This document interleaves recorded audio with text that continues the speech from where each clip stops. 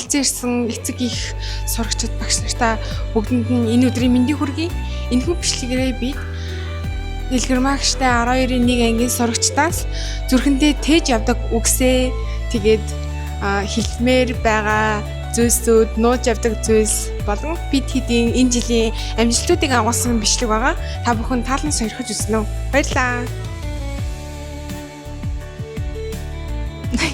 Зам болохоор гэр бүлтэй ингээ аялагүй газруудаараа аялаад цагийг нь их хүчтэй гоё өнгөрөмөр байна. Гэр бүлтэйгээ өнгөрөөсөн хамгийн гоё дурсамж гэж нэгийг онцлоход мэдээж амар хэцүү. Тэгээ миний хувьд болохоор манай гэр бүлийнхэн ингээд аялаж зугаалах айгуу дуртай хамт ингээд цагийг өнгөрүүлэх дуртай болохоор ингээд хамт өнгөрөөсөн ингээд бүхэл ингээд дурсамж айгуу гоё үн цэнтэй гоё санагддаг.